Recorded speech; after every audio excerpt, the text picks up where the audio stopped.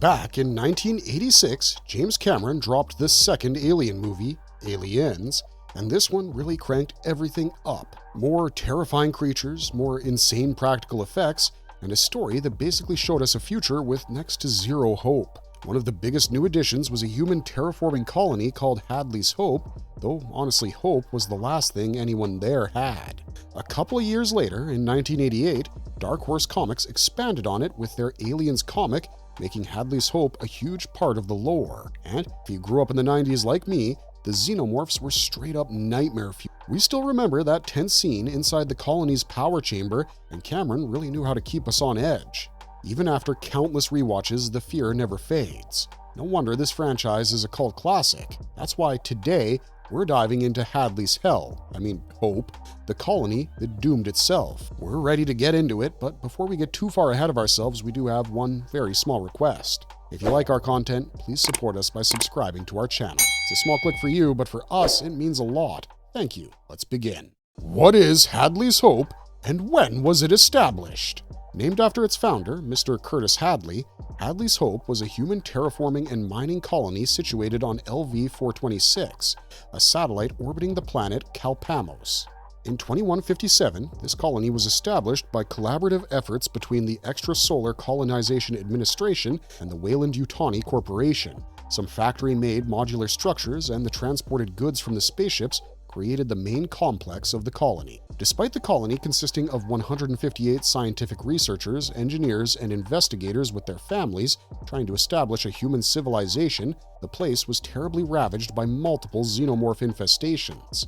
Apart from habitation, Hadley's Hope had another major function, operating and maintaining the atmosphere processing plant, which converted the planet's toxic weather into a breathable atmosphere for its residents. The colony administrator, W. Allen Simpson, was in charge of supervising the colonists as well as the operations center. Inside, there was a small medical lab for the residents for basic and emergency treatment, while in the outer part of the complex, a small bar was created for amusement purposes. However, the environment of Hadley's Hope was still, at best, uncomfortable, as the atmosphere processor couldn't get rid of the roaring wind and electrical storms of the planet. Therefore, a huge storm wall was built around the complex to protect the living area. Due to the heavy storm outside, an underground duct connected the atmosphere processor with the main complex, which helped the inhabitants easily commute to the power plant.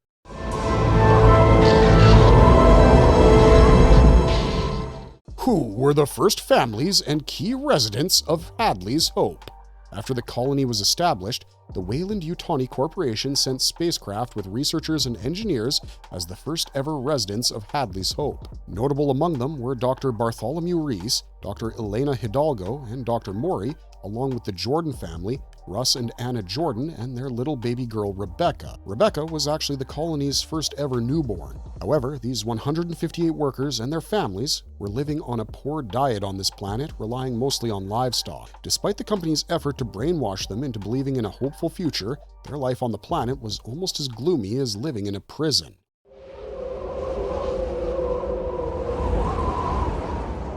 What's the full history of Hadley's Hope? Some of this information comes from the 1986 film, while some is taken from the famous comic book Alien Outbreak, featuring a lot of details not mentioned in the movie. We all know that Ellen Ripley was the sole survivor of the USCSS Nostromo after she successfully blasted the Xenomorph along with the ship.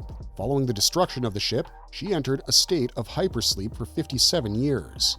After her rescue, she informed the Weyland-Yutani board members, along with their representative Carter Burke, about the coordinates of the derelict engineer spacecraft's location, including the potential risk that may come along with its further investigation.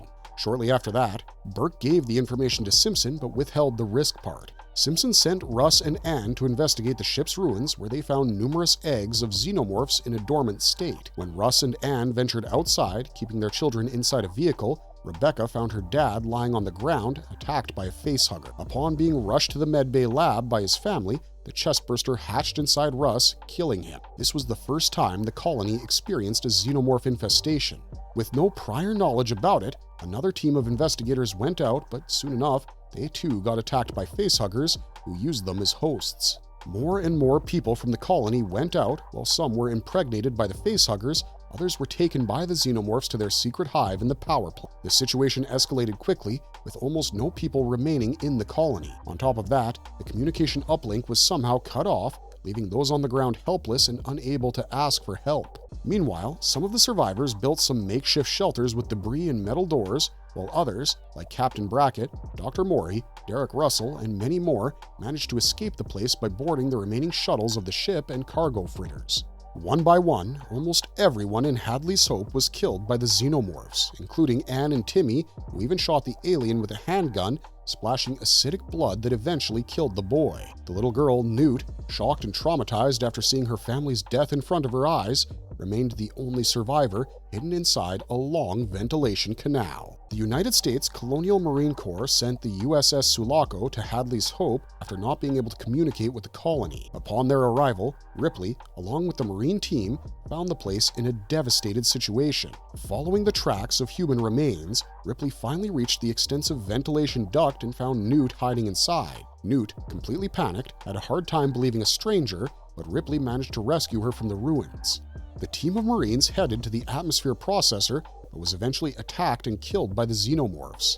A dropship managed to extract the remaining survivors, but an alien snuck on board and caused the ship to crash, killing the crew. Meanwhile, Burke was secretly separated from the group to hatch a sinister plan. He planned to release two of the facehuggers to impregnate Ripley and Newt so that he could use the specimens from the Xenomorphs born from them and send them to Weyland-Yutani Corporation for their bioweapon development. By doing so, he hoped to get a hefty reward or secure a promotion in the company, but Ripley soon saw through his evil intentions.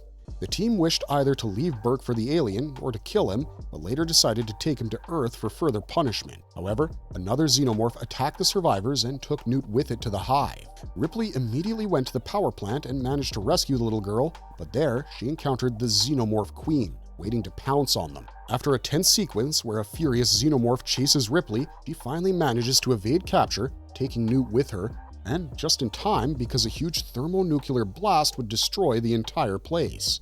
The colony was demolished, but some parts of it were still suitable for another infestation to take place. After Sulaco, another spaceship named Sephora was sent for further investigation, but it was destroyed in orbit, leaving the debris of the ship to once again damage the second infestation on Hadley's Hope. This left the Weyland-Yutani Corporation deeply concerned, because whoever they sent to the place would either die or come back with knowledge that they shouldn't have known. So, in order to avoid any accusations of their involvement in the past incidents, they blamed it all on the Union of Progressive People, saying that the Space Operation Force of UPP was responsible for destroying Hadley's Hope. Despite denying the accusations of the development of a bioweapon, they once again sent spaceships with humanoids programmed to capture the alien specimens. But the Marine team sent by the USS Diomos destroyed a whole lot of synthetics as well as some Xenomorphs, finally destroying the entire place with a nuclear weapon. How was Hadley's Hope conceived and brought to the screen? After the huge success that was The Terminator, 20th Century Fox welcomed James Cameron as the new pilot for the ship. After the screenplay hugely impressed the producers, Cameron collaborated with Ron Cobb, the main designer for the set. The two of them created something that looked too realistic on screen, making history. Cameron had some primary ideas and sketches for Hadley's Hope. With Cobb's final touches, it became an elaborate set.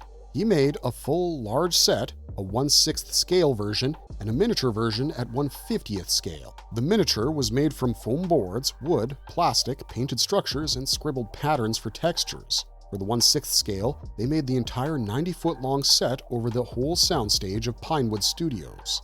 Even during the alien attack on the Operations Center, the massive destruction was all practical effects used by the rear panels of old TV sets, the discarded items from factories, and British Airways giving them their unused computers after removing the gold content out of the systems.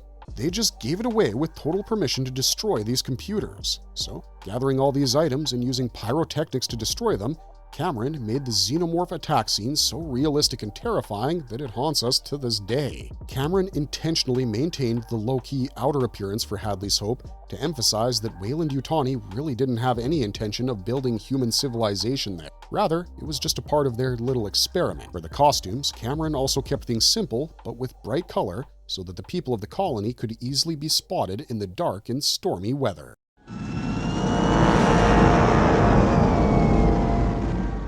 Marvelous verdict. On that note, this video is almost over. We've covered just about everything there is to know about this futuristic hell. The bleak destiny of this colony remained in ruins, while a megalomaniac corporation like Weyland-Yutani continued its ventures to capture the precious specimens, the Xenomorphs.